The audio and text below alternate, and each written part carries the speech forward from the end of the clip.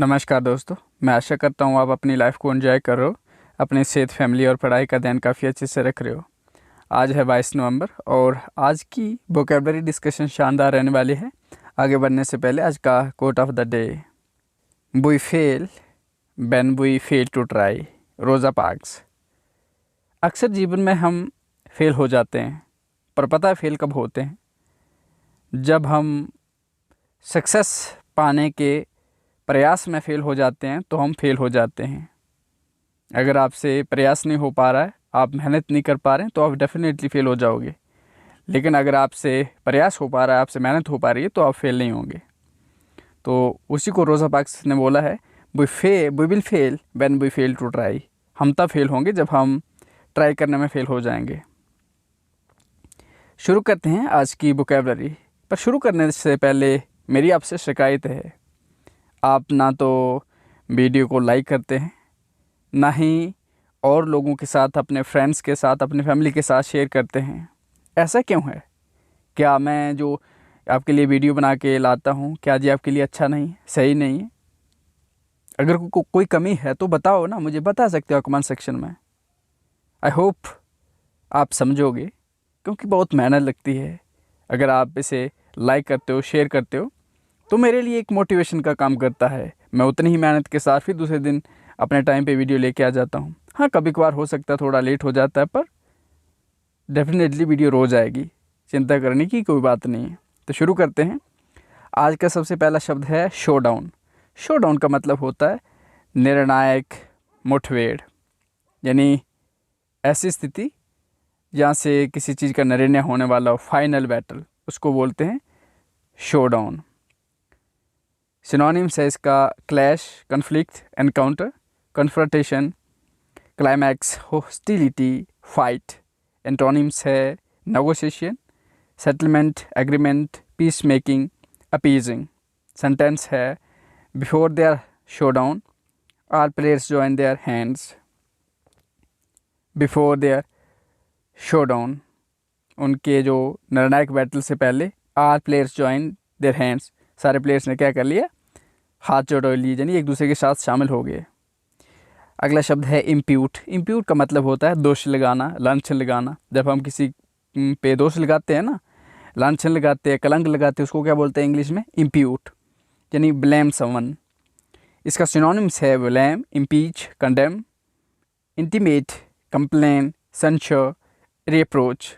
Antonyms है help, defend, guard, exonerate, exempt, absolve. Sentence है the people who always impute others are the people who never accept their mistakes। जो लोग दूसरों को blame करते हैं, वो कभी भी अपनी गलतियों को स्वीकार नहीं करते हैं। अगला शब्द है रिमॉन्स्ट्रेट। रिमॉन्स्ट्रेट का मतलब होता है विरोध करना, आपत्ति करना, यानी आपत्ति जताना। जैसे मान लो किसी का विरोध कर रहे हो, तो उसको क्या बोलोगे? इंग्लिश में बोलते हैं रिमॉन्स्ट्रेट। इंग्लिश मीनिंग है टू कंप्लेन और क्रिटिसाइज समवन अबाउट समथिंग, किसी के बारे में निंदा करना। इसका सिनोनिम्स है protest, argue, object, disapprove, complain, dispute, admonish. Antonyms है accept, allow, confess, consider, admit, tolerate.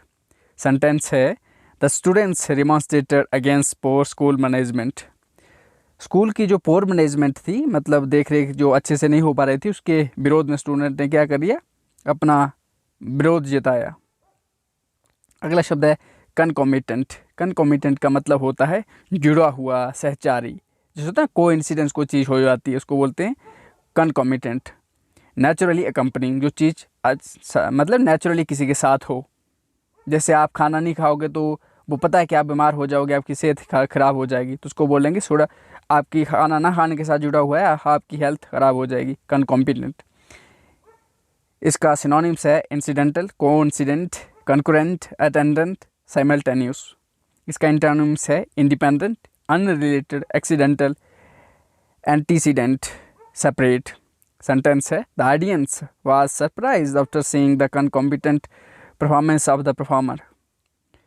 Performer की जो कनकॉम्पिटेंट परफॉर्मेंस थी, उसको देखकर ऑडियंस थी, जो मतलब दृश्य देखने वाले जो लोग थे, वो सरप्राइज हो गए।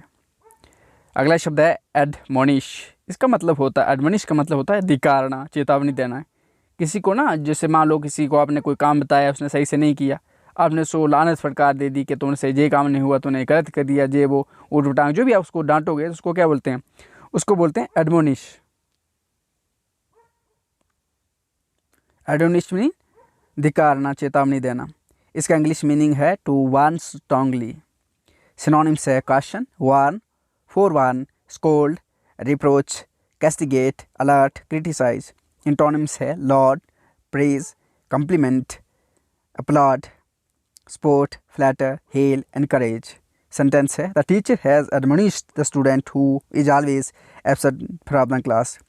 जो स्टूडेंट क्लास से हमेशा absent रहता था या रहते थे या रहते हैं, उनको टीचर ने क्या किया, डांटा, एडमोनिश किया कि तुम बहुत स्टूपिड हो, क्लास में नहीं आते हो रेगुलरली। अगला शब्द है क्लोबर। क्लोबर का मतलब होता है पीटना, मारना। इंग्लिश मीनिंग है हिट समन स्ट्रांगली। सिनोनिम्स है smash, batter, strike, drub, beat, hit, attack, punch, knock. Antonyms है uphold, praise, appreciate, promote, defend, assist, appraise. Sentence है the crowd of people clobbered the thief in the market without informing the police. लोगों ने क्या कर लिया, क्लॉबर यानी lynching करना, किसी को मारना।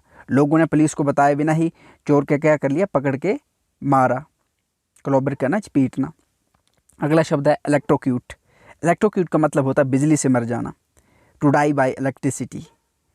सिनोनिम्स है punish, kill, put to death, lynch, assassinate, guillotine, murder. Antonyms है sport, recover, revive, save, protect, safeguard. Sentence है many electricians electrocute due to lack of safeness. बहुत सारे जो इलेक्ट्रिशियंस हैं, जो बिजली को लगाने वाले हैं, काम करते हैं बिजली का, वो इलेक्ट्रोक्यूट हो गए due to lack of safeness, क्योंकि उनके पास सेफनेस नहीं थी, उनके पास सेफ्टी के कुछ शायद टूल वगैरह नहीं होंगे, इसकी वजह से उनकी बिजली से उनकी मौत हो गई। अगला शब्द है ट्रम्पेट। ट्रम्पेट का मतलब होता है ढिंढोरा पीटना, घोषित करना, तुरही बजाना। यानी तो जैसे होता है ना, जैसे गांव में कोई आपने देखा है, कुछ लोग ऐसे होते हैं जैसे थोड़ा सा कुछ कर लेते हैं तो अपना ढिंढोरा पीटते हैं कि मैंने ये किया, मैंने वो किया, मैंने, जैसे बहुत सारे पेरेंट्स होते हैं अक्सर कि मेरे बच्चे ने ये चीज़ हासिल कर ली, वो कर ली, सबको बताते हैं, सारे रिश्तेदारों को बताते हैं, तो उसको बोलते हैं ढिंढोरा पीटना, यानी ट्रम्पेट। ट्रम्पेट इसको बोलते हैं प्रोक्लेम वाइडली। इंग्लिश मीनिंग है प्रोक्लेम वाइडली। सिनोनिम्स है herald, broadcast, advertise, announce, proclaim, publicise, extol. Antonyms है conceal, secret, hide, silence, muteness, privacy. Sentence है the cricket team trumpeted its victory in the city. Cricket team ने क्या किया, अपनी victory का पूरी सिटी में ढिंढोरा पीटा। अगला शब्द है बाउट। बाउट का मतलब होता है ए शॉर्ट पीरियड ऑफ समथिंग, यानी इसका हिंदी मतलब होता है मुकाबला, मुक्केबाजी, प्रतियोगिता। जहाँ मतलब होता है जैसे मुक्काबाजी क्या होता है, दे दनादन एक दूसरे को बहुत जोर की, मतलब ये थोड़ा ना कि अच्छा अभी एक मुक्का मारा तो रुकेंगे, नहीं, दे दनादन देते हैं एक दूसरे को, तो वो होता है बाउट, लगातार। तो a short period of something unpleasant, किसी अनप्लेजेंट का बहुत ही शॉर्ट पीरियड ऑफ समथिंग। इसका सिनोनिम्स है contest, battle, game, match, competition, encounter, attack, fight.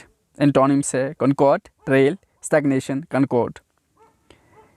Sentence है the boxer who will handle the pressure properly will win in the final bout। यानी वो boxer जो प्रेशर को अच्छे से हैंडल कर पाएगा वही फाइनल बोर्ड में यानी प्रतियोगिता में जीतेगा। अगला शब्द है कप्राइस।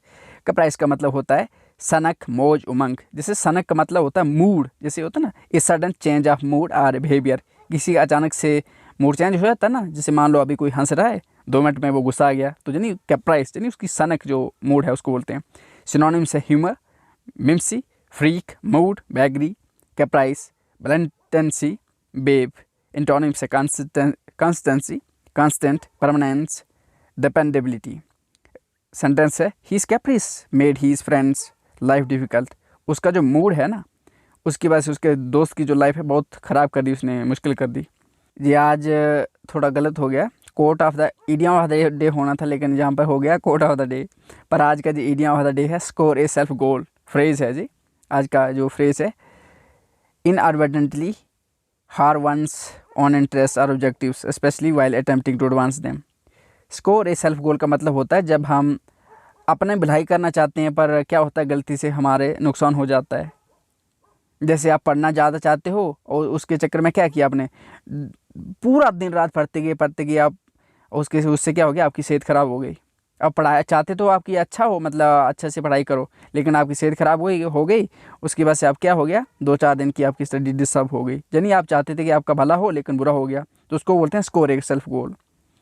आज का इडियम ऑफ द डे है getting a taste of your own medicine. इसका मतलब होता है रिसीविंग इक्वल मिस ट्रीटमेंट, यानी कि getting a taste of your own medicine का मतलब होता है कि आप वैसे ही ट्रीटमेंट प्राप्त कर रहे हो जैसे आपने लोगों के साथ किया है। मिस ट्रीटमेंट, जैसे आपने किसी के साथ गलत बिहेवियर किया है, व्यवहार किया है, तो आपके साथ भी वैसा होगा, तो उसको बोलते हैं रिसीविंग ए इक्वल मिस ट्रीटमेंट।